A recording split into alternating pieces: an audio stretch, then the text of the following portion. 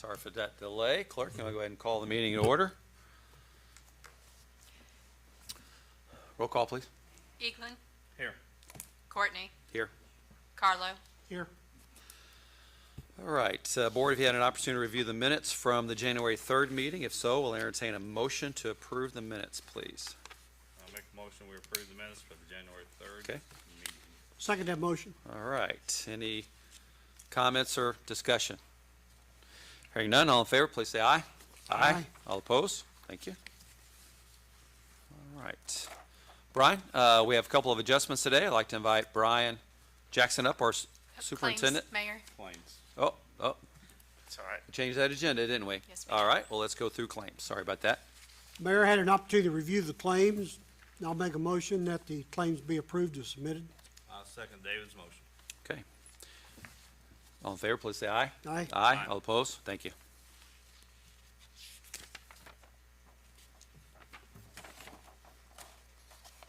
Now I'm ready. Now you're ready, Brian. Sorry Okay, about the that. first claim is at 602 West 4th Street for James Dumach. Susan Hendren's here to represent him, and I'll invite her up right now. Okay.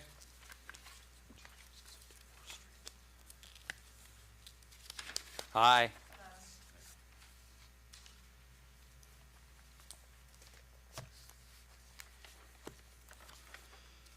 Good morning. So you're here relative to a major water leak at 602 West 4th Street. Right. And tell us a little bit about that, and presumably the work has been completed to correct the leak. Is that right, ma'am? Yes. We didn't know we had a leak until the water company came and put a note on the door. We got it fixed. A couple weeks later, it busted again. So far, so good. Okay. And Brian, what we're considering here is an adjustment for $1,169? Correct. And you've reviewed that and the work? Yeah, we're good. Okay, you make a recommendation to approve it? Yes, sir. Okay, thank you. Board, do you have any questions? No, with that recommendation, I'll make a motion with claim. We approve the claim for 602 West 4th, and good job on notifying the person on the leakage again. Thank you. We try. Is this done with one of our radio, is it get the transmitters on a meter? Good deal. I'll second Carl's motion. Any discussion? Comments or questions? All in favor, please say aye. Aye. All opposed? Thank you very much for being here. Appreciate it. Thank you. Brian, you have one more? I'm not sure anybody from Hillside is here. Here we go. Okay. There we go, Hillside guy. Good morning. Morning. So we have another request for an adjustment due to a water leak in the amount of, and the adjustment would be $3,283.85 at 831 East Main Street, That is correct. correct? All right, you just wanted to describe, just for the board, I guess, the circumstances was- around it. A leak underground. Took us a while to find it, and once we did find it, we got it fixed right away. Okay. They do any damage inside the property? No, no. Good, it was just outside. fortunate. Yep. Will they also notify Brian of the leak on the metering? I don't know if they notified him or not. Okay. It went off several months, so as being a hotel, it's hard to distinguish what's a leak and what's usage. Okay. Understand. Brian, do you have anything else to add relative to the request for the adjustment? All the paperwork's good. And this is the adjustment, just to clarify for everybody, what we're adjusting here is the sewer bill that would have been attached automatically to the water, but the water cost is still being paid for, correct? Okay, That's correct. yeah. Okay, So the total adjustment is $3,283. 45 cents, yes, that's all sewer, yes. I'll make a motion, we approve the claim for the Hillside Hotel. I'll second that motion. any discussion? Comments or questions? All in favor, please say aye. Aye. All opposed? Thank you very much for being Thank you. here, appreciate it. Brian, you're still up. We have some, well, let's go back to, on unfinished business, we are going to keep that table, is that correct? Yes, I'd like to table that. Keep it table, okay, Till the first meeting in February. okay, all right. I don't think we need to take any action since it's still table, we're just not taking it off the table. And moving on, we have some good news to share with the community with regards to our water project. Right, we have several things that we need to present and approve to keep moving forward with the water project. The first of which is the limited notice to proceed, number 3, for Commonwealth Engineers. These costs were built into the project budget and the last items in the contracts which have not been authorized. I've got Riley Duffy here if anybody has any questions. Basically, the limited notice to proceed number 3 is authorizing the construction engineering, the inspection, the post-construction, the record drawings, and the startup assistance, and the American Iron and Steel Act, and the financial and legal assistance. And like I said, these costs are already built into our project. This is just the last portion. This will be the final notice to proceed for Commonwealth.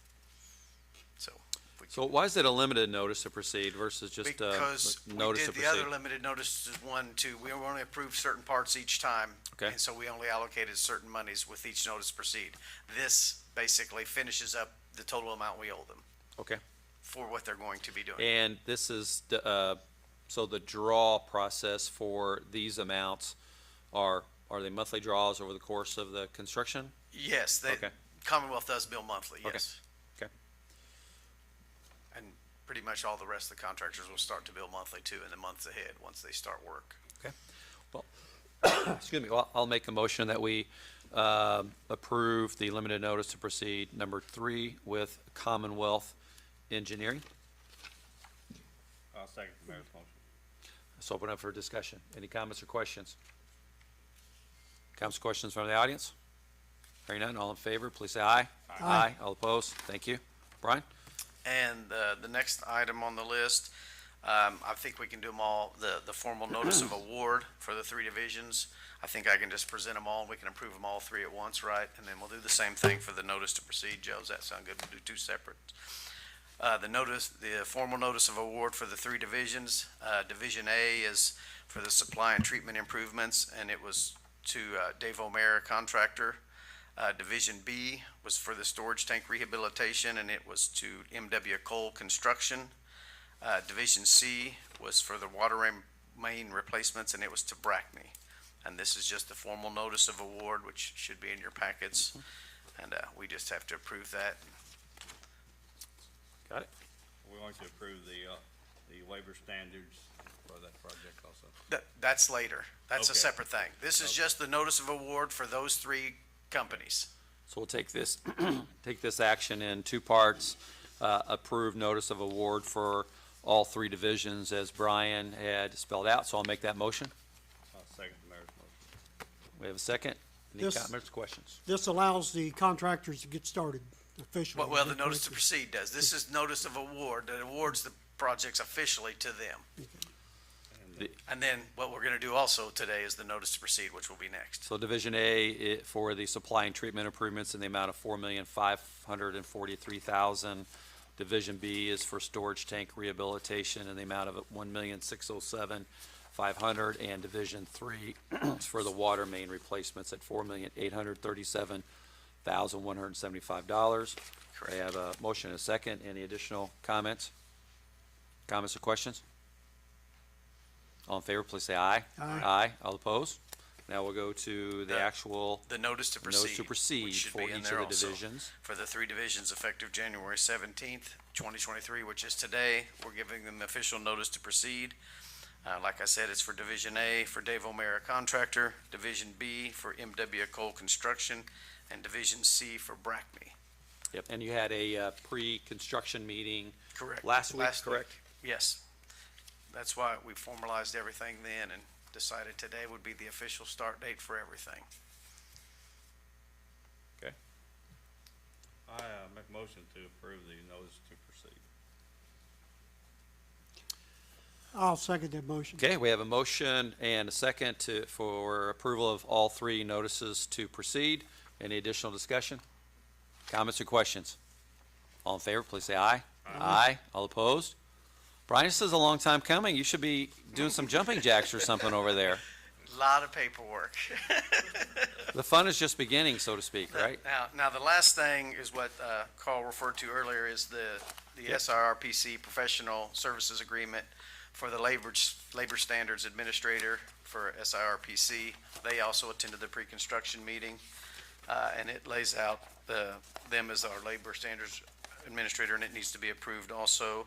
And their total cost for these services will be $16,500. I will tell you, I was very happy to see this because what you're doing is very technical, and there's lots of regulations attached to the financing from the state revolving loan fund, so Yeah, I'm all in favor of this. They do a lot of work. They have to interview some of the employees from each company and go over all of their payroll data to make sure they're being paid Davis-Bacon wages. Now, is it just for payroll only? What about the purchase or compliance with the U.S. Steel provisions? That's the SRF. They have to submit that to the engineers, and they'll review that. Okay, so this That's is a basically separate labor, thing. this is all labor standards. This is all Okay. labor standards, Okay. yes.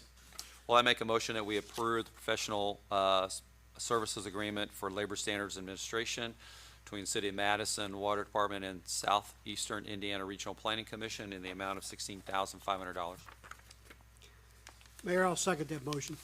We have a motion and a second. Any additional discussion, comments, or questions? All in favor, please say aye. Aye. All opposed? None, thank you. Now you can do your jumping jacks, Brian. Yeah, okay. One question, Fire away. the Ferry Street drainage project, you have any idea when that's going to start? As soon as the utilities get relocated. I think Duke's finished. I believe they're waiting on Frontier to do the next. This is separate from, Right. this is an Right, NDOT this is project. something, Yeah, this is separate from our water project, but Right. yes. Once all the utilities are relocated, they're hoping to have, I think, the final utilities relocated by the beginning of February. We have a meeting every couple weeks on that. Okay. And as of now, all utilities have not been relocated, but Frontier, I believe, is the last one, and as long as they get theirs moved, and that's an O'Mara project also. Okay. Or NDOT. Very good, thank you. Okay. Thank you, Brian. Keep up the good work. And speaking of Duke, what a great segue, and I'd like to ask Tony Steiner to come and present to us a LED upgrade for City of Madison light poles across the community. Yeah, good morning, Board of Public Works members. We have been working with Duke Energy on a number of things. One of the things that we uncovered as a part of those conversations was a lighting program that Duke Energy has for communities that was started just last year. Currently, they have less than 20 communities participating throughout their corporate area at this time. We are, as the City of Madison, in line for this program starting this summer and be completed by the end of the year. It's an outdoor conversion. Basically, they call it the Rider 42 program. It's taking all of our existing Cobra street lights and other security lights and upgrading those to LED throughout our community. We currently have approximately 900 of those in the Madison community. As a part of this process, we will be going through an audit with Duke Energy to evaluate the locations of those and the number of those throughout the community to ensure our billing is correct. But at this time, by doing this program, we are anticipating somewhere in the neighborhood of $40,000 to $45,000 of savings per year in electricity and maintenance costs, as well as a rebate check in the neighborhood of $30,000 to $35,000 from Duke Energy for participating in this program. Tony, relative to, first of all, I think it's a great idea. Thank you for taking this on and working with Duke to put together the analytics relative to what it would save the city over the course of the year, and as well as the rebate. What does it mean for like Main Street lighting, for example, where we have the decorative poles? Is this just a bulb change, or will Main Street lighting not be affected Yeah, at so all? any of the decorative lighting that the City of Madison owns and installs, we're responsible for the maintenance of those, the lighting replacement, and if those are hurt in an accident. So all those are still the responsibility of the City of Madison. There are other programs with Duke Energy to potentially convert those. Much like the Michigan Road project, we chose not to own those lights. So we are under contract with Duke Energy to install the lighting along Michigan Road as a part of that. So from here on out with Duke Energy, the Michigan Road lights will be all maintained by Duke Energy. If there's an accident or a bulb's out, citizens can go on their app and automatically report those lights, much like they will be able to do with all the Cobra lights and security lights that Duke Energy owns. But any lights that the city of Madison has installed and owns is not a part of this program. So the decorative lights on Main Street and on Vaughn Riverfront, Street, yes, and Broadway. those won't be and any of the impacted? and Okay. any of the parking lots that have done are not a part of this. Does this energy program, because there's really an energy savings program for outdoor lighting, is it gonna bring with it new light poles, or are we just talking about the light fixture at the top of the pole? Yeah, so no new poles unless there's Okay. new lights to be added as a part of the program. Obviously, if there's lights removed, the poles may or may not stay. A lot of these are already on those poles. But basically, if you look at the top of Cobra lights, there's a fixture on the end. That fixture will be pulled off and a new fixture will be placed on that existing connection. So no wiring changes, no underground stuff? No, not as a part of this. Most of it's done with just removing the fixture off of the bracket and then putting the new fixture back on. And will we have the same, I guess, or similar wattage? I mean, I know that it's gonna be more economical, but relative to the lumens or the brightness of the light, it's not gonna be diminished? Actually, the color of light will probably enhance, and people may like that better. If you look at the lighting on the bridge approach on the east end, that lighting's softer and more white than most of the Cobra lights, which give off a yellowish cast, like a mercury halon. Those are, some of those lights are 30 and 40 years old. So the lighting quality should go up in terms of the color. It's in a 4,000 spectrum color. On the LED spectrum. So that's good, as well as they have the ability to direct some light with some shields and stuff on some of these poles. So as you get some of the neighbors or some of the more tight areas in downtown Madison, they have the ability to actually add some shields, much like we've been able to add some shields to the decorative lighting and posts. So these are more flexible for them to direct light. Would this be similar to the lighting that was not the pole, but the actual lighting that NDOT installed on the East End Bridge approaches we're coming through? Is that what you're describing? Yeah, the light Okay. color will be Okay. more in that color spectrum Okay. than what you would typically see now in the alleyways in other areas of downtown or the city. Okay. I like it. And the timetable here, again, you're saying would probably be this summer? The audit will be late Q1, early Q2 with installation in Q3 and Q4. And it's expected that this will reduce our energy costs by about a third? About a 30% reduction is what we're anticipating now. Again, the audit's not been complete, but we're anticipating a 30% reduction. And currently, we pay over $10,000 a month for our streetlights. We are currently paying north of $10,000 a month, and we expect that to go down to about $6,600.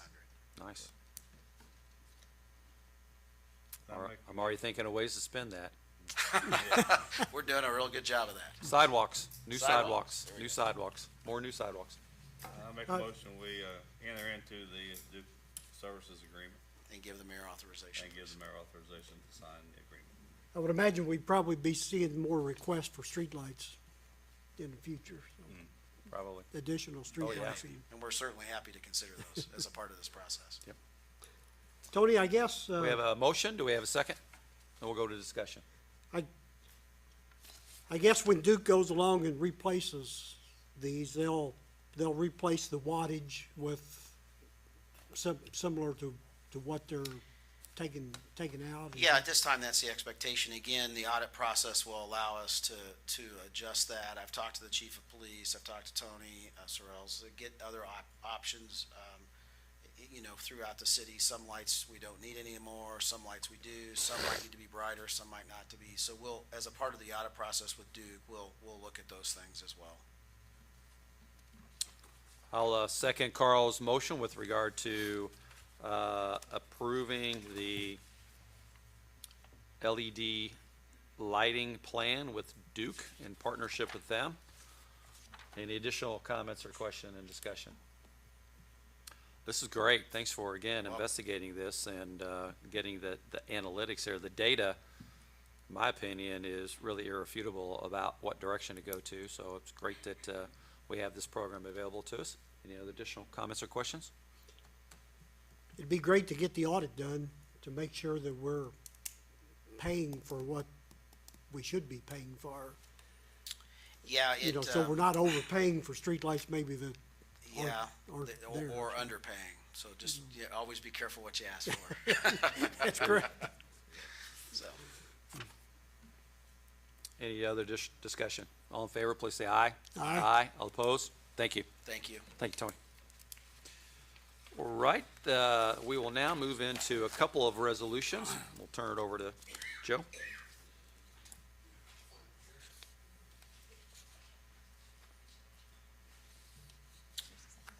One B. Okay, the first one is resolution number 1B, 2023, a resolution of the Board of Public Works and Safety of the City of Madison, Indiana, regarding street closings for a parking lot and for the Riverfront Run Car Show. Whereas there's been a request filed by Ken Washer on behalf of River Rat Rods for street closing and parking lot closings for said group in connection with the Riverfront Run Car Show to be held on Friday, May 23rd, 2023, and Saturday, May 27th, 2023. Now therefore be it resolved by the Board of Public Works and Safety of the City of Madison, Indiana, that the following streets and parking lots shall be closed from 12 p.m. to 12 a.m. midnight on Friday, May 26, 2023. Vaughn Drive from the west side of West Street to the east side of Poplar Street, Central Avenue from the chain link gate south to Vaughn Drive, and the city parking lot between Poplar Street and Central Avenue. Be it further resolved by the Board of Public Works and Safety of the City of Madison, Indiana, that the following streets and parking lots shall be closed from 4 a.m. to 9 p.m. on Saturday, May 27th, 2023. Vaughn Drive from the west side of Jefferson Street to the east side of Mill Street, Vine Street, Elm Street, Broadway Street from the south side of First Street to Vaughn Drive, West Street south of the entrance to Heritage Apartment Parking Lot to Vaughn Drive, Poplar Street and Central Avenue from the Regatta Chain Link Gates to south of Vaughn Drive, and Mulberry Street south of the entrance to Chillbilly's Restaurant to Vaughn Drive and the city parking lot between Poplar Street and Central Avenue. Commissioner Little, welcome. And it looks like you keep needing more footprint because your event grows in size.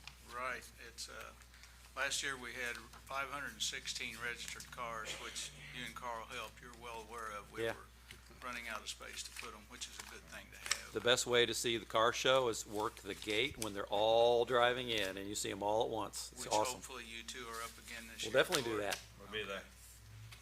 But, just for a note of comment here, Sarah Praisel did an economic impact study on our car show, and she came back with $778,554 for our basically one-day show, which is pretty phenomenal, really. But we've worked hard and over the last 11 years to make it a fun event, and I think it's worked out that way.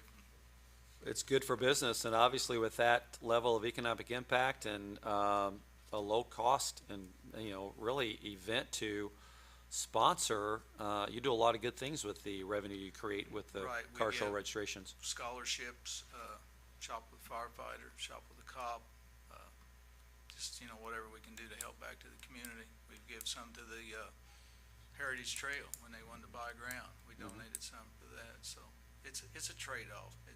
But we couldn't do it without the help of the local factories, businesses, and it's just a good deal all around. Good day, good day. I think, and how many years has this been operating Well, we missed continuously? 1 year for COVID, so this would have technically been our 12th year, but it will be our 11th, so.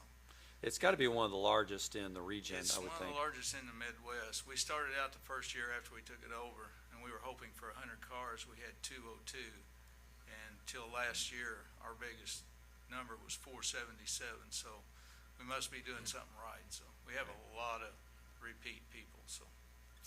Well, having volunteered down there the last several years with Carl, you guys do an awesome job organizing it, and we're really grateful that you bring that unique event to Madison, and And then again, you do a lot of good things for the community with the support from your sponsors and the people who bring the cars. Well, we appreciate Yeah. you letting Yeah. us have it down there, because there's not a better venue in the state to have a car show than on that riverfront. When It's- when it's not 30 degrees, because I think a couple of years ago it was Oh, brutal.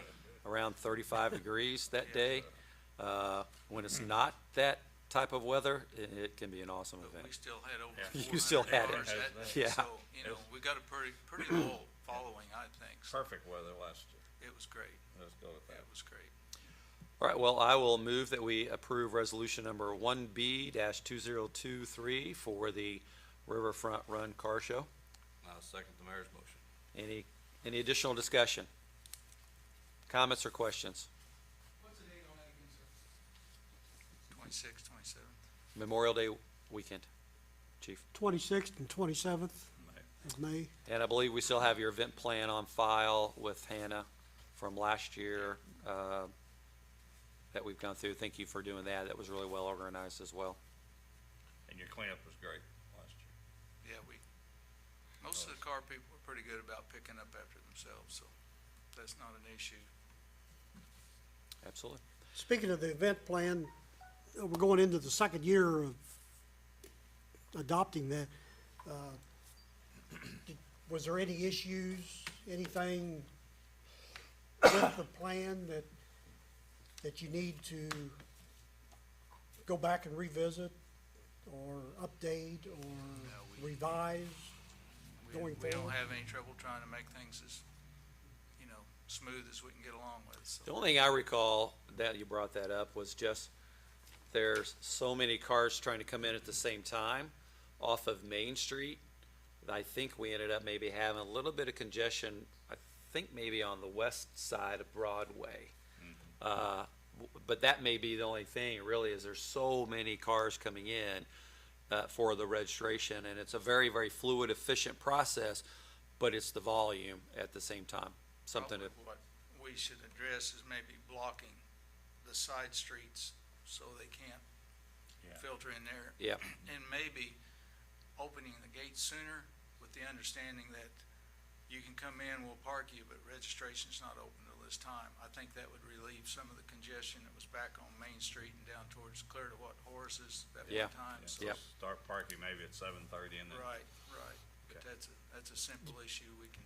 Do you have a separate entrance for, say, people that have pre-registered No, as they all opposed to they all registered come in on off of Broadway. The only Pardon? thing, they all come in off of Broadway, that's the main entrance. And, but the ones that's pre-registered, they don't have to stop or do anything, they just tow their card and go, so that helps there somewhat. and maybe one other observation, I'm not sure it was this car show or a different car show, would be participants in the car show leaving early and driving through the crowd to get out. That, I don't know how you've addressed that in the past, if you're, if you do, Yeah, if you that's basically something- restrict. It needs to be said, please don't leave until after the trophy presentation, for respect to others. Yeah, Okay, well, we can manage through both of those yeah, things. we can work on that.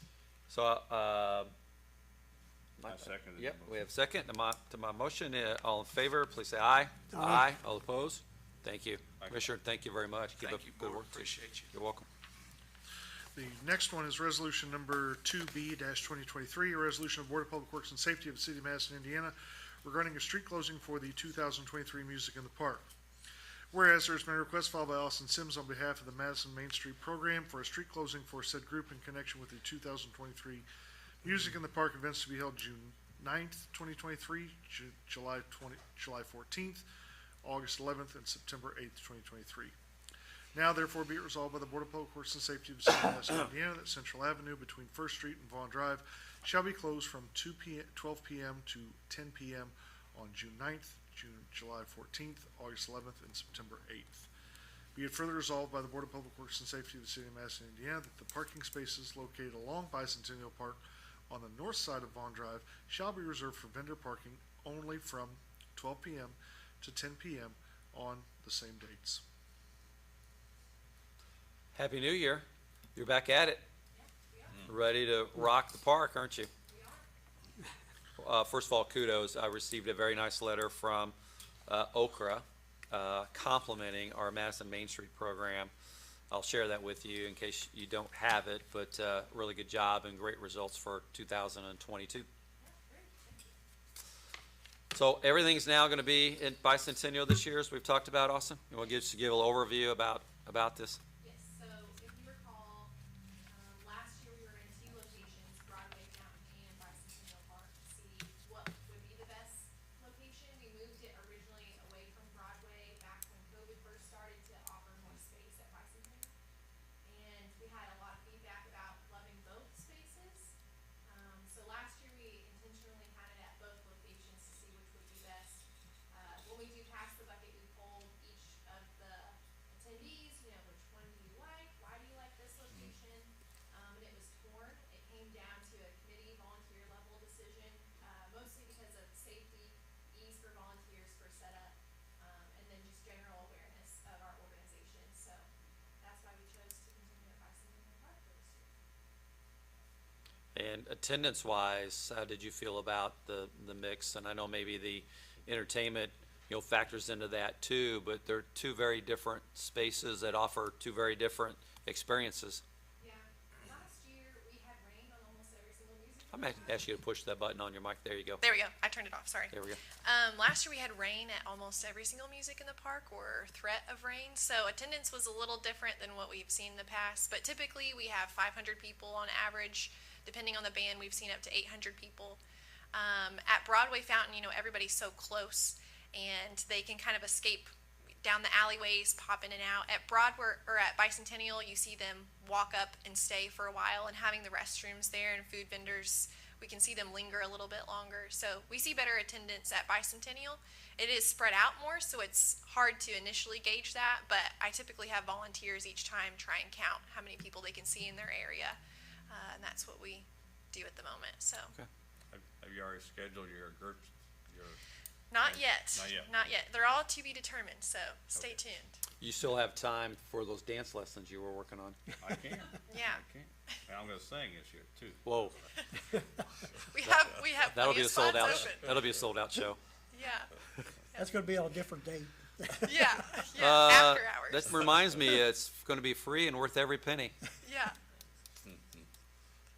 Great. No, I appreciate all the work that you guys do here, and it certainly is something everyone looks forward to all summer long and through the fall. I make a motion to approve resolution number 2B-2023 with the revision I sang in one of them. Okay. There we go.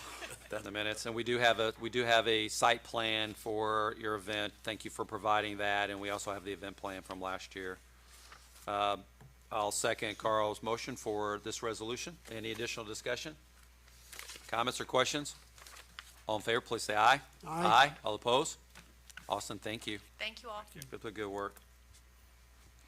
All right, Mindy, we have next up. Greg, you all have been very patient as we go through this. We didn't put you at the very last. We thought we'd just put you in the middle.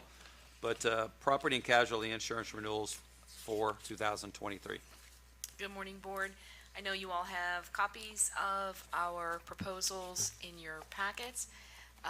It's time for our annual property, casualty, and liability coverage renewal. This always has a fairly quick turnaround. Renewals are due on the 24th of January.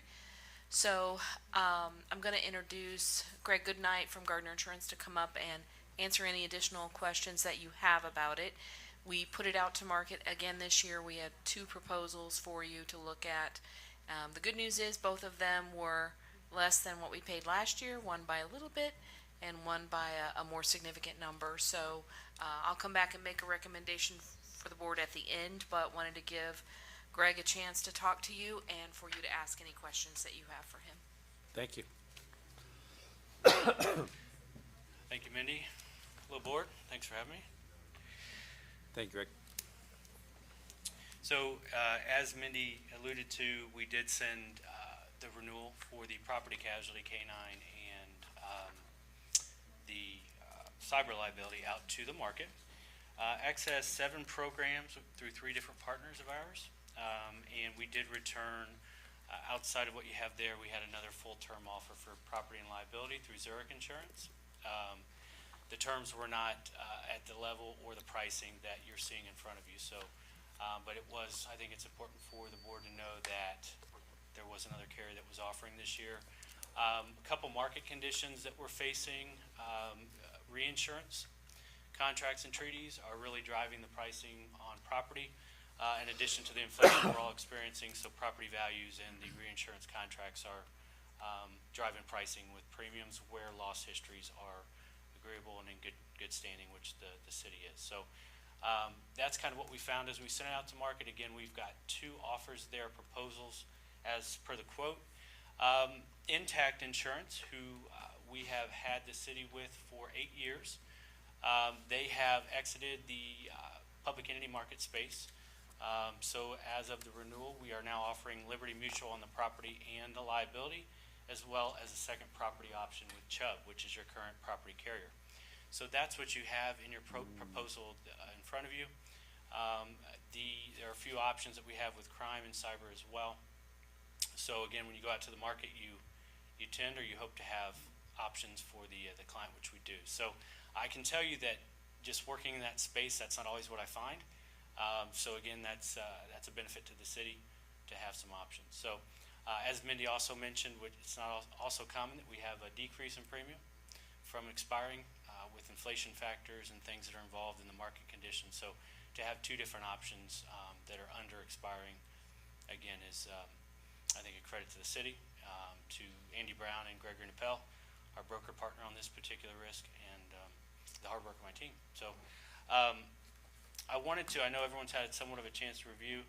I want to kind of first start and see if there are any specific questions and then kind of go through the proposal. So you just mentioned, I mean, I thought we were experiencing a price increase. You're saying actually overall premium from where we were with Intact was it down?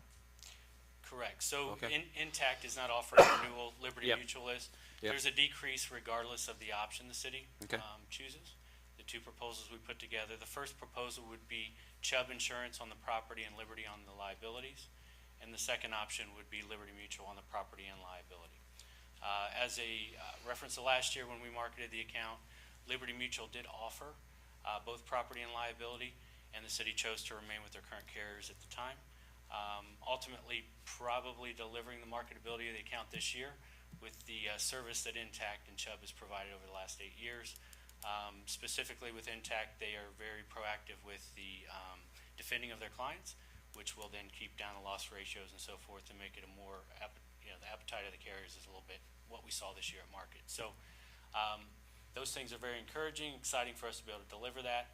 Again, that's not a common discussion I have in today's market, especially with inflation and reinsurance costs that are out there. So. No, we're happy to hear that, and I know that auto liability stands out as a very high part of our annual premium as compared to property liability, given the fact that we own millions and millions of dollars of property. Is it just the mere nature of automobile accidents, certainly the frequency of that and the loss profile of automobile accidents as compared to why that premium would be, percentage-wise higher than property coverage for us? Yeah, it's a good question. So auto liability is a loss leader for almost all public entities with a fleet of the size the city has. So that's not uncommon. I would note that the auto liability did decrease significantly from expiring. So it's nice to see that. So in addition to that, you also have to include the physical damage on auto losses as well as the liability piece. So auto is definitely one of the driving loss leaders historically and probably will be. Distracted driving, I think we all are on the roadways and we see uninsured motorist claims, those types of losses that are out there. So a lot of risk there, especially with the fleet size that the city has. Okay. And I'll stop talking here in a second, but we can intermingle between the different types of coverage between Chubb and Liberty versus all Chubb, all Liberty? Correct, yep. Okay. So I would probably, from a property standpoint, if we could kind of dive in, there's some big pieces to those coverages. that I would say with Chubb's always historically been the gold standard with property coverage. They, city has seen that with some losses in 2018 from the hail claim that they experienced. But Chubb's property forms are typically a little more robust than their competition.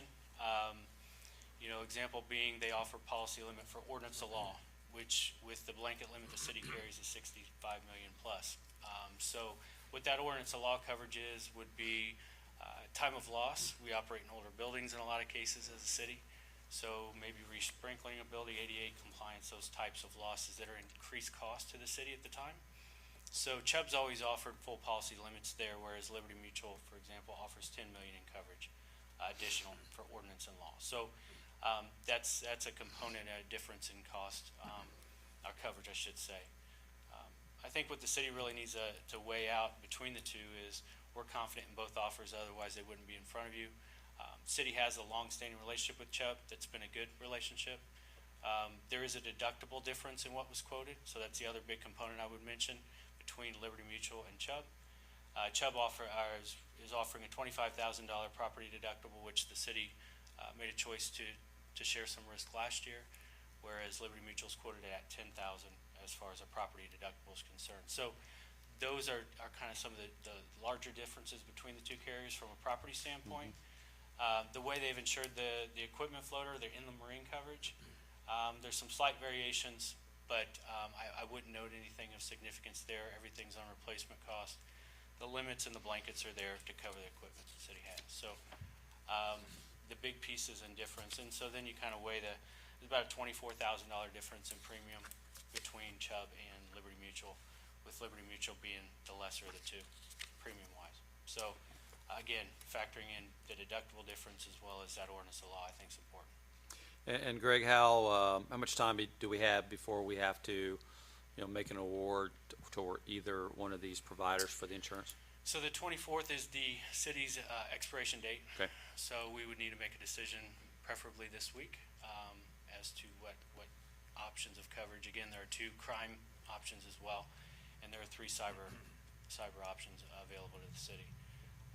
It seemed like last year, cyber coverage was more challenging to acquire. Has that changed, that environment changed?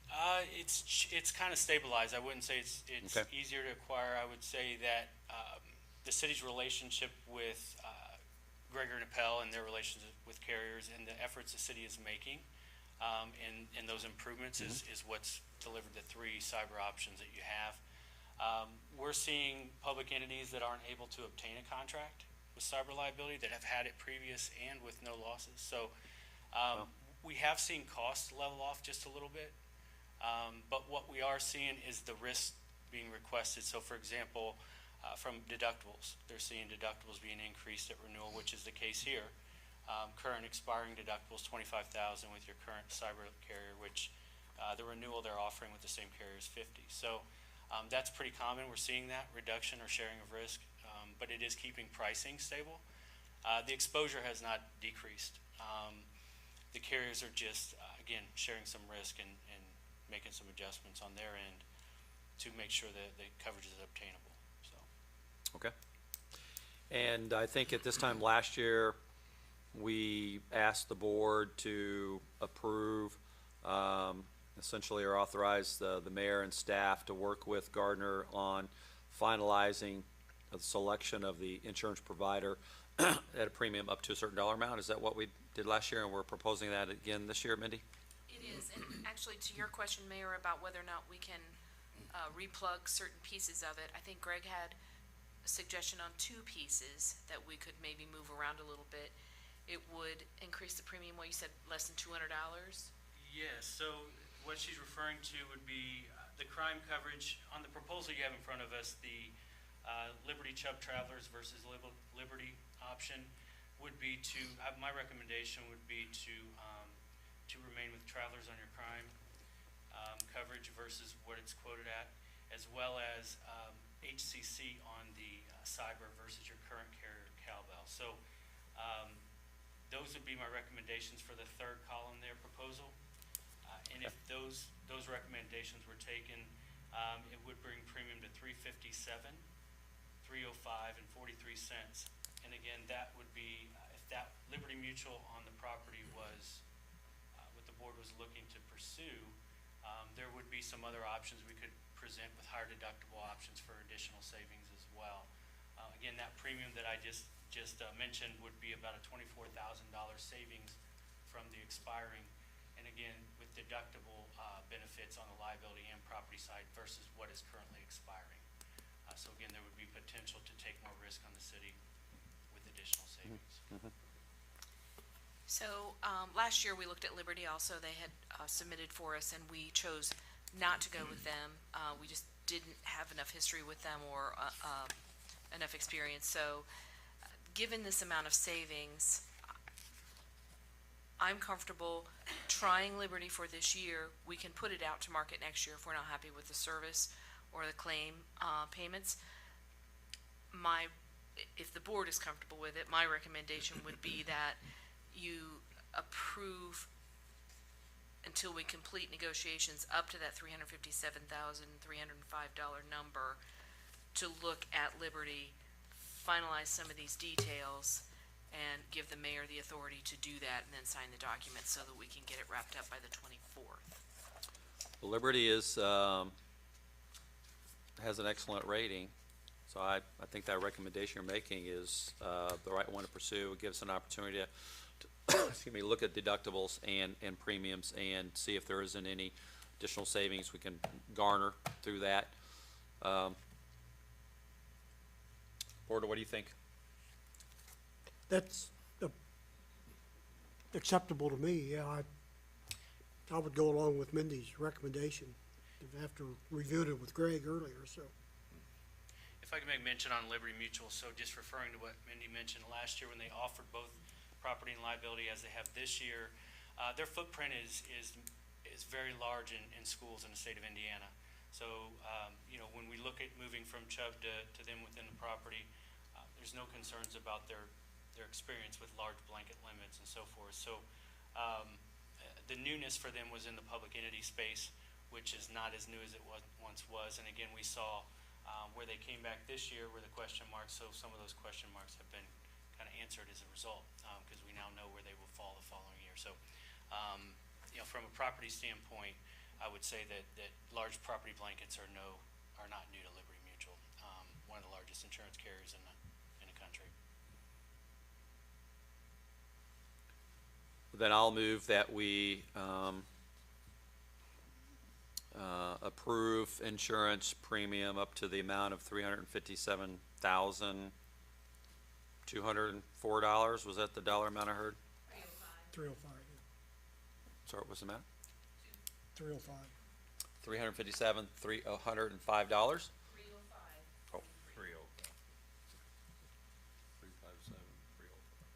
357,305. Okay, 357. And authorize the mayor to work with staff and our insurance provider to finalize the selection of our insurance carriers with proper deductibles. I will second the mayor's motion. Clerk, any questions on that motion? Need any clarification? Okay. Any discussion? Comments or questions? All in favor, please say aye. Aye. All opposed? Great, thank you very much. you. It takes a lot of effort for all of you all to pull together for us. Thank you, Greg. Thank you. Thanks, guys. Katrina, I'm sure you want to address Board of Public Works, right? What? You're welcome to.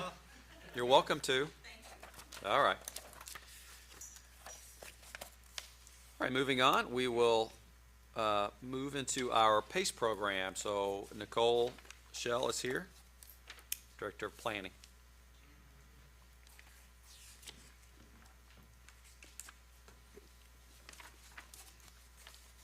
To start off with, I have two amendments to existing PACE grants. The first is John Bruns at 1001 West First Street.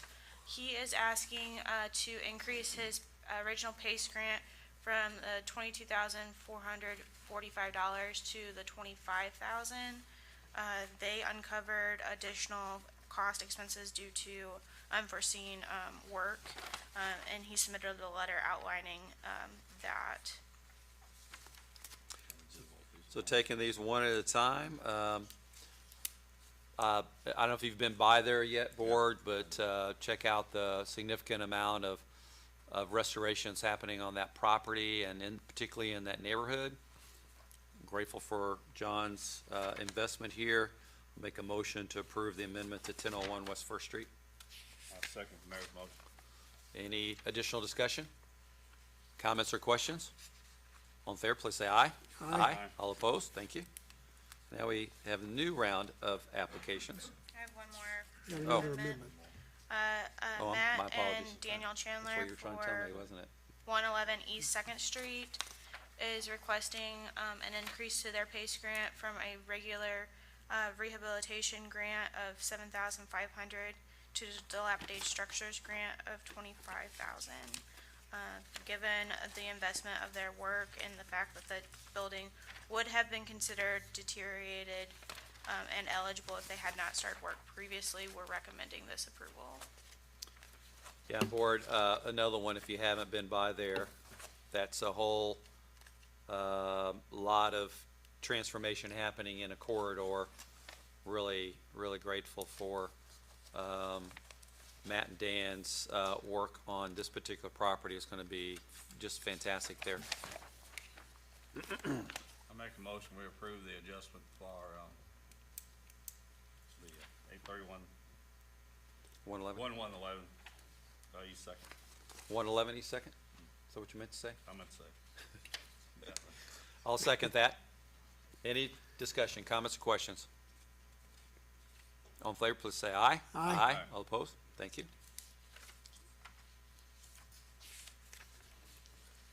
So moving on into applications, the first application is for 217-219 East Main Street. They are requesting a grant of $7,500 to complete work on windows, doors, fire escape, and foundation.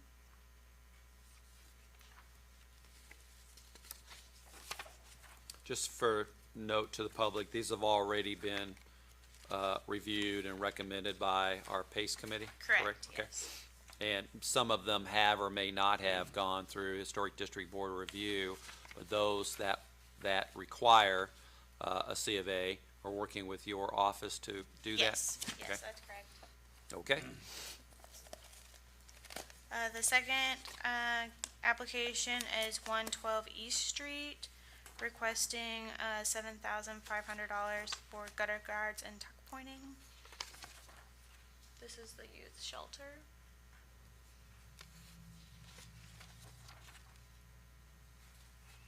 Third application, 308 East Third Street, is requesting $3,520 to replace the front door. That's looking great.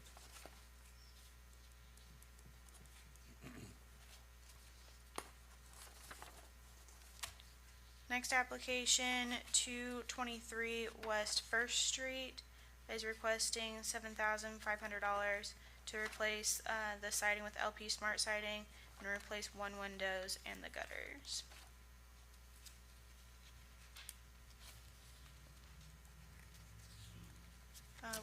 Next application is 128 Mulberry Street.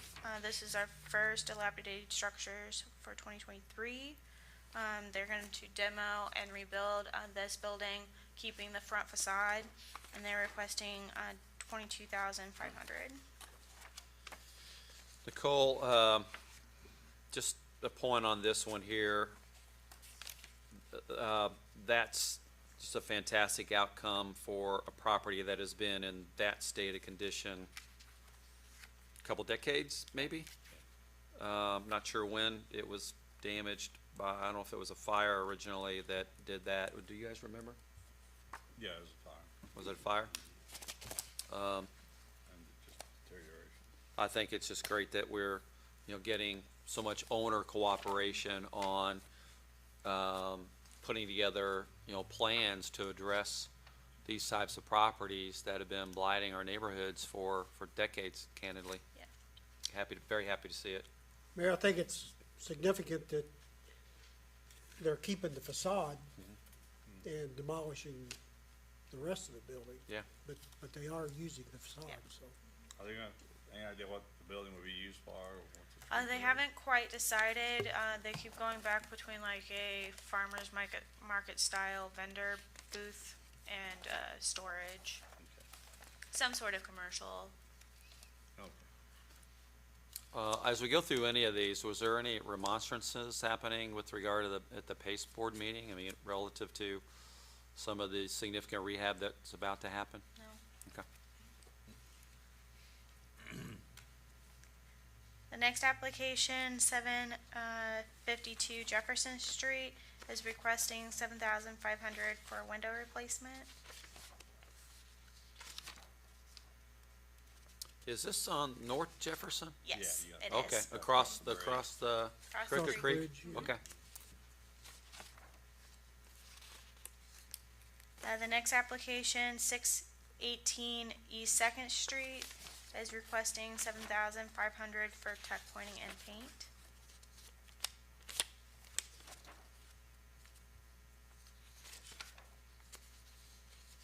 The next application is our second dilapidated structures, 523, 525 West Street, is requesting the $25,000 for tuck pointing paint, windows, floor joists, doors, etc.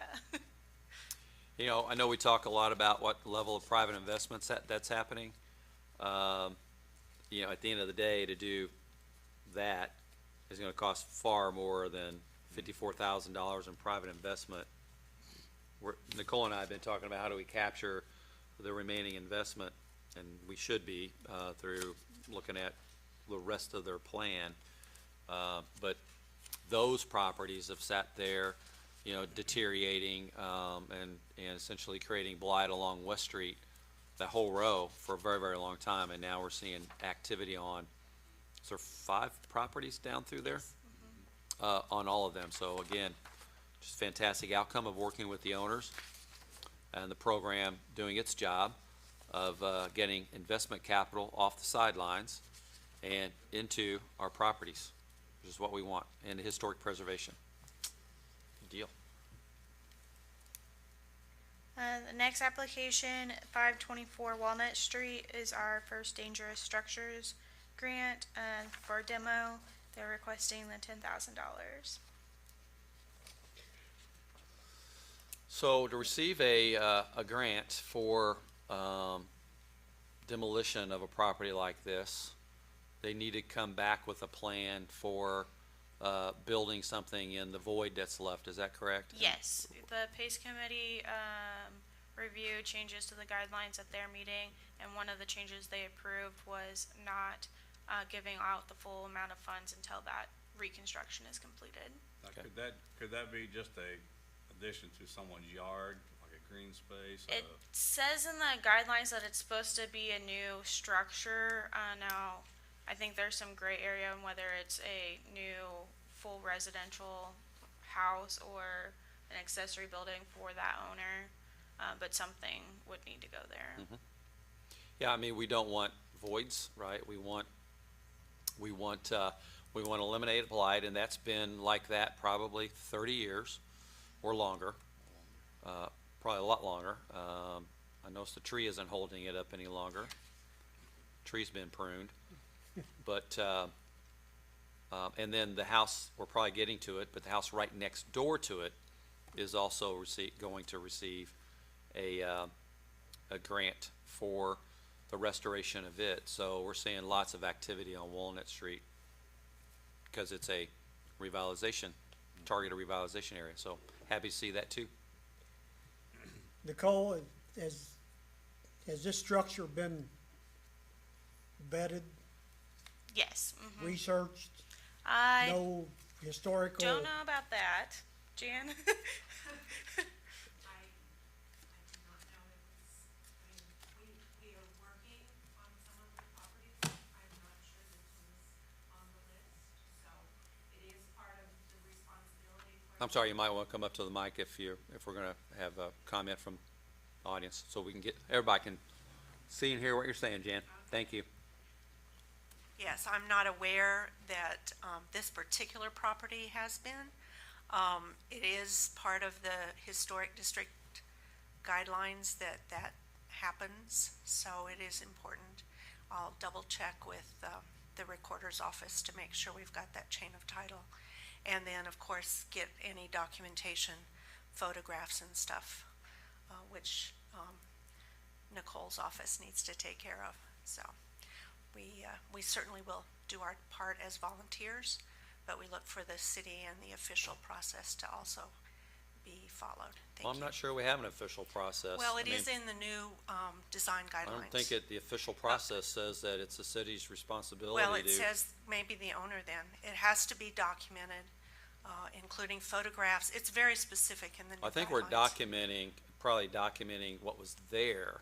But Well- as far as doing an abstract of the property back to the beginning of time, I don't believe No, that's what it it's- says in the guidelines. We are happy to work with the recorder's office to do, we have a treasure trove of documents at the courthouse back to 1811, so it's just a matter of somebody wanting to do the work. But the guidelines do have a very specific process now, so I'm assuming, yeah. Maybe you could, The well, new could you, ones. would you mind elaborating what those very specific guideline Yeah, go ahead. processes Do are? you have them with you? We can put them into the I- record. It's a big book. But I know that photographs, it doesn't specify that everyone has to have architectural drawings, but there are some specifics in the new guidelines. Well, I mean, I will say this, that I'm assuming then that between Cornerstone, No, this Historic- would not be Historic Cornerstone. This Madison. would be the but let me just finish my Okay. thought, please.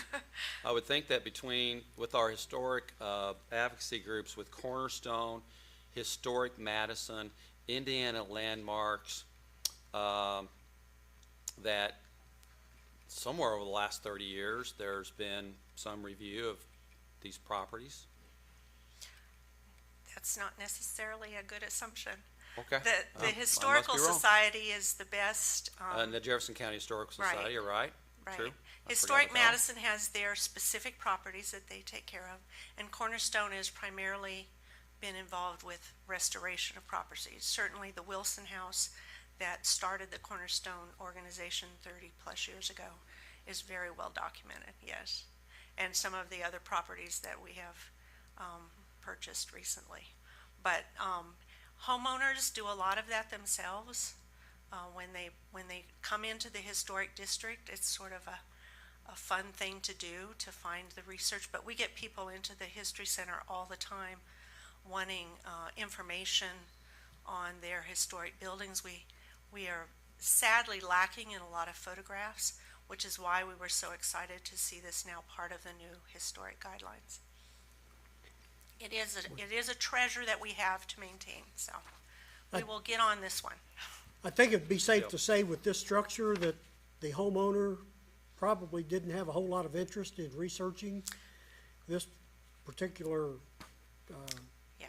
piece of property, and we just completed an inventory, an updated inventory for the national, putting together the new guidelines. The survey.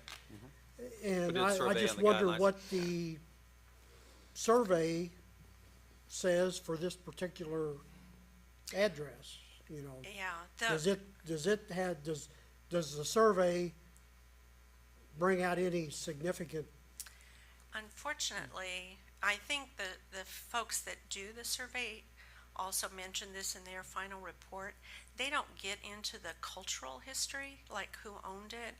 That's not something, unless it's a famous person.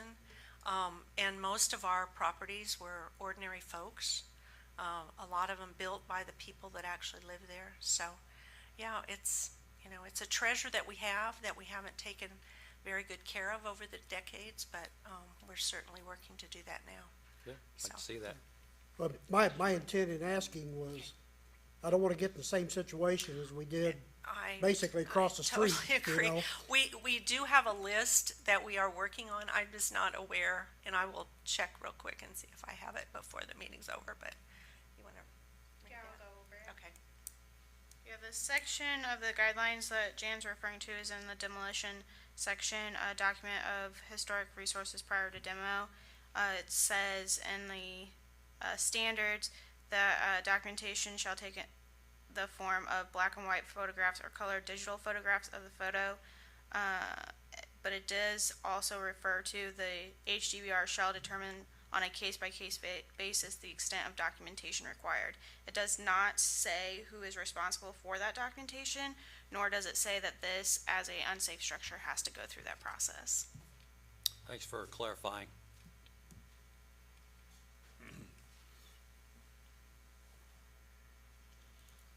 The next application is 600 West 5th Street. Springdale Cemetery is working on their chapel. There it is a dilapidated structure, so they're requesting the $25,000. They're going to use that to work on the stained glass windows, storm doors, and doors to get that building watertight. A great investment for our community here. And the last application is 707 Walnut Street, another dilapidated structure requesting the $25,000 to do selective demo, stabilization, windows, and doors. What does this require? What's the, and I know that this has been the one I think Board Member Carlo was referring to about not having an issue to proceed. Glad to see that this is going to be preserved. What's the, can you talk a little bit more, since there's been so much public interest about 707? What's the scope of the work here? Is there any demolition? I'm just curious with this particular property. There is selective demo. There's a non-historic addition on the rear that they're gonna take off. So that will be partially demolished? Yes. Okay.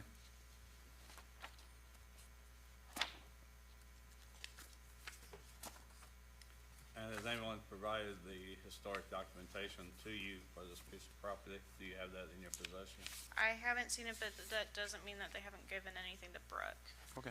Well, this one's gone through Historic District Board Review, I think already, hasn't it? For C of A? I will have to check on that. Okay. I don't believe so for Okay. this new project. Yeah, looking for paperwork on it. Okay. And,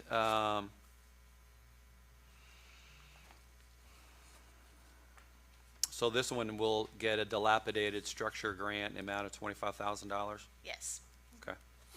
Yeah, and just to put it out there, you know, all of these applications, they have 90 days to begin work, is that correct? Correct, After the unless award they grant? ask for an extension. Okay.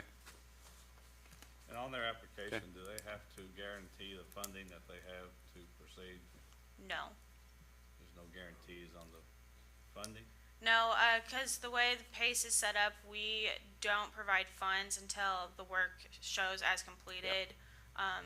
So we didn't feel a need for that, but We that's do something we a can look at. 50 and a final, right? Correct, Okay. yes. Okay. And from the date of issuance, there's a 12-month Unless they ask for an period, extension, unless they ask yes. for an addition, up to an additional 12 month. Correct, yes, So total, it could be 24 months. yes. And if it's not completed, That would come back to the board.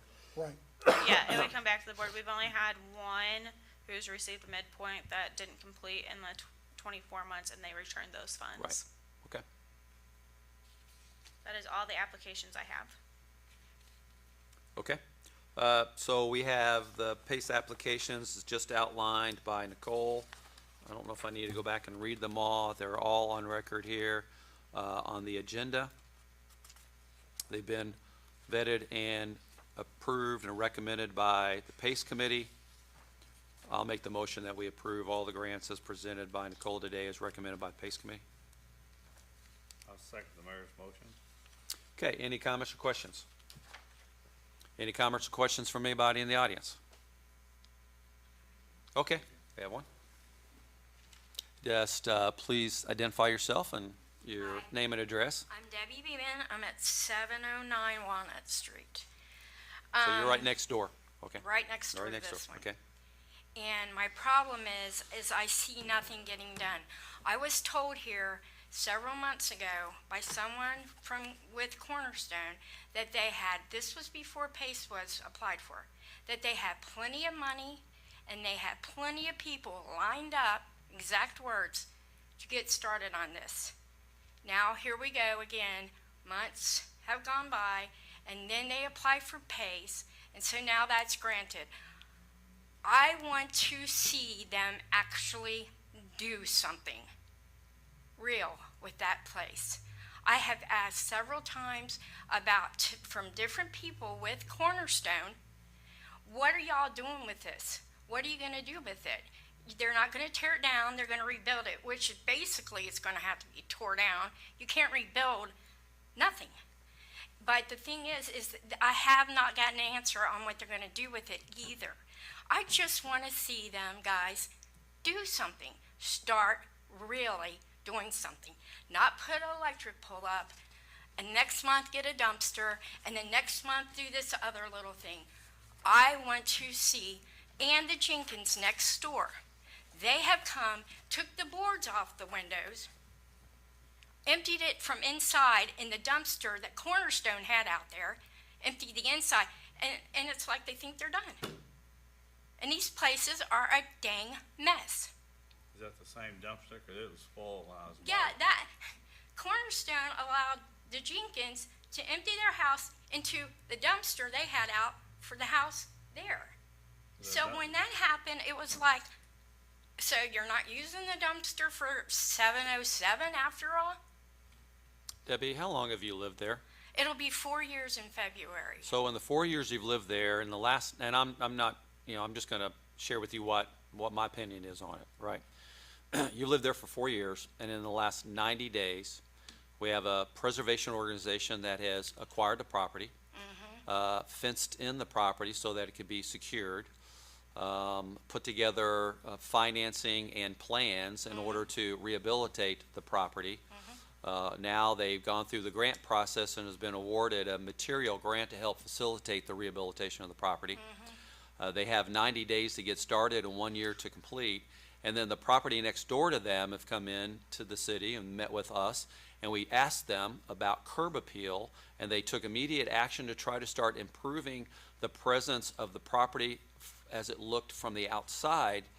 That seems like a lot of progress, candidly, in 90 days, where now we've got a plan, and that's what we've been asking for, is a plan with each of the property owners that has been lacking for a very, very long time. I wish things would happen a lot quicker a long time ago, but we are where we are, and it feels to me, even though, I don't live next door, so you're right there in the heart of it, and you see it every day. And I can only imagine, how much stress that puts on a neighborhood, which is why we have such a focus on blight elimination and historic preservation. But I see more progress in the last 90 days than in the last 4 years since you've lived there. And I'm optimistic that it's happening. I mean, do you agree that that's all progress in 90 days? Yeah, that's progress, but no, I don't trust them to do what they say. Okay.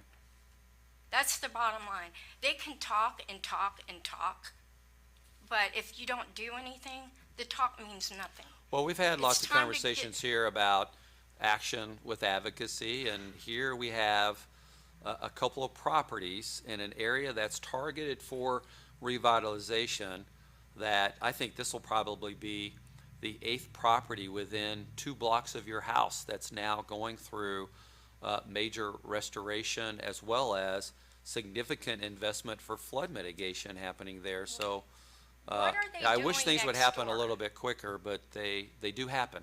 What are they doing next door? What are they doing next door? What are they doing?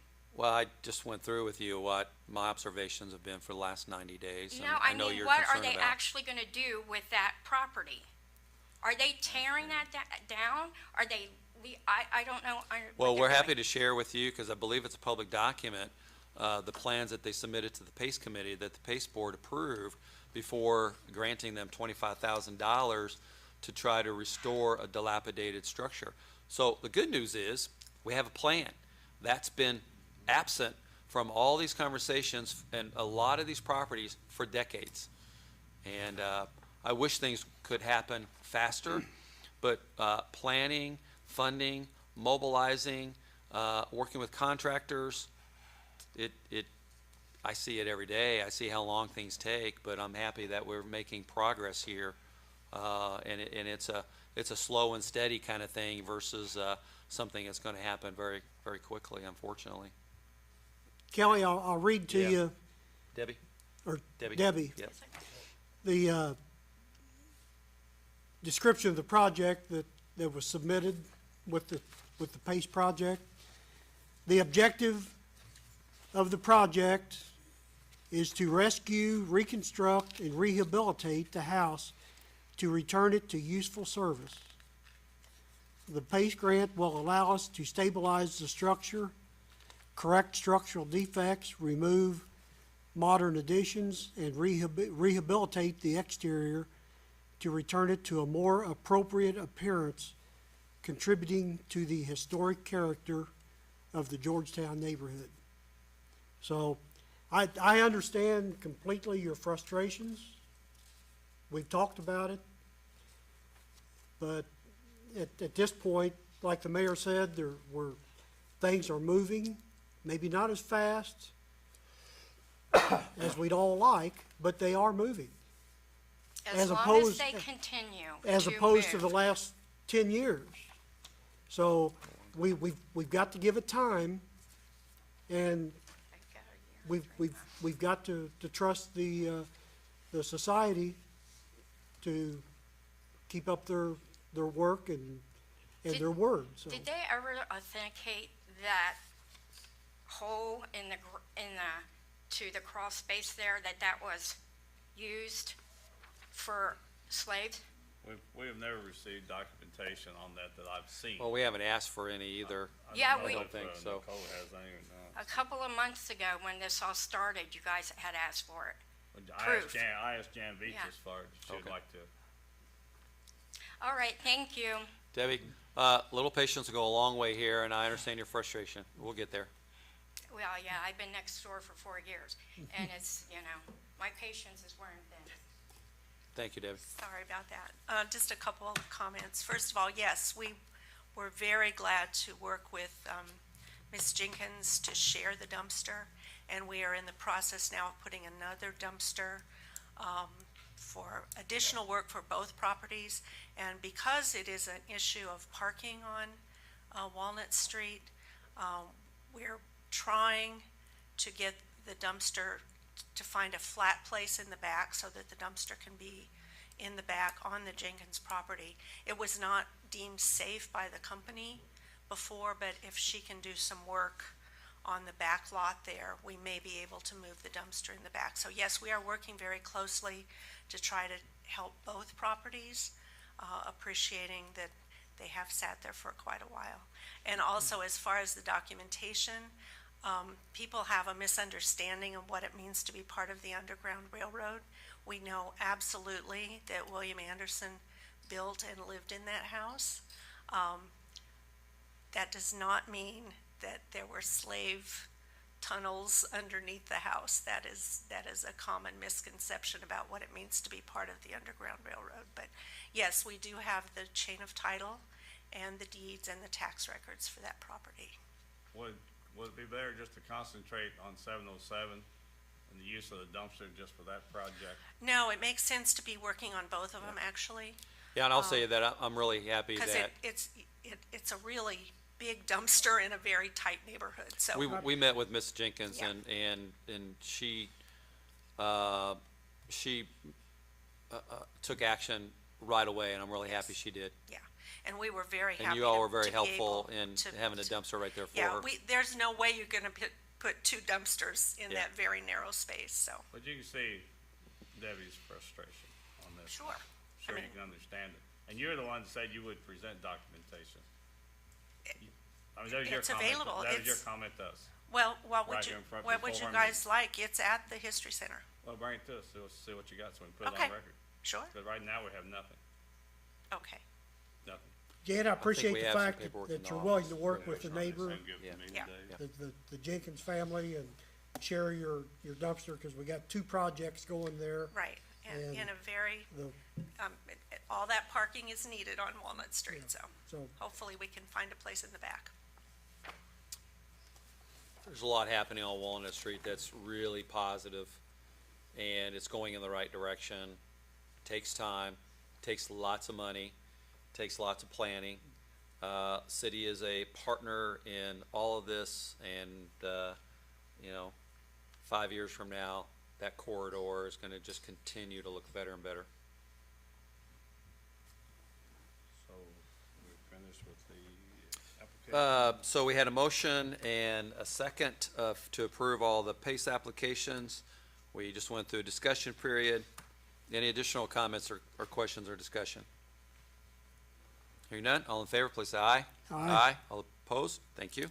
And we have a PACE final, Yes. two PACE finals. Two PACE finals. The first, 202 Broadway Street, was completed. They completed work on their double door set. I know these aren't the greatest pictures, but the work has been done according to their PACE grant, and they look great. And they are asking for the disbursement of $7,500. Looks beautiful. Let's go ahead and look at the other one. The second final is 312 Poplar Street. This was a frame house that had asbestos siding on it. They uncovered the original siding and restored it to its former beauty, and they've completed their PACE grant also according to their guidelines, and are also asking for the disbursement of $7,500. I would just encourage the community to drive around any corner of downtown Madison, and if you're not seeing investment happening, let us know, because this has been a very robust preservation environment for the last 2.5 years, and we've seen great example after example of just fantastic investment by our property owners on literally transforming blocks of our historic district. There's been more happening in the last couple of years, in the last 20 years, candidly, and I'm really grateful for it. that corridor on Poplar Street and then around the corner on Second Street, it's looking fantastic, so. And there's another one happening now on Poplar. I think the last one of that genre, style of house is finally being, I think we've already approved a PACE grant for it, didn't we? Is that right up there near Ken's house, across the street? Corner. Well, this is the one across the street. No, that's Watkins. No, Oh, this is. that's the this one is- across the street. Yes, Oh my this is God. across the street. Well, that's already happened. Wow. Yes. Yep. It's happening faster than I thought. Okay, thank you for that. You're welcome. I make a motion, we approve the PACE finals at 202 Broadway and 312 Poplar. I'll second that motion. Any comments or questions? Additional discussion? Hearing none, all in favor, please say aye. Aye. All opposed? Wow. Great work on PACE. That was a very robust first quarter Yes. for the PACE committee. And when are applications due for second quarter? February 6th. So 35 days into the first year, we're already into the second quarter application cycle. Very good. Okay. Thank you. Thank you. Moving on, I don't have a whole lot to add other than tonight's council agenda. We're going to hear reports from Police Chief Wallace about Madison Police Department activity, and also Fire Chief Washer for Madison Fire Department. We'll also be taking up some additional historic preservation legislation tonight, and then further discussing or approving supplemental authorization for financing of the Crystal Beach Pool Replacement Project. So lots happening, and invite all the community to be here tonight, 5:30. And I'll move on to public comments if anybody is here, or any comments from the board. Now would be a time to address the Board of Public Works. Brian, you came back in the room. Is there anything with you? Oh, gotcha. Okay. All right. I'd like to see Tony after the meeting, real quick. And Is there any public comment?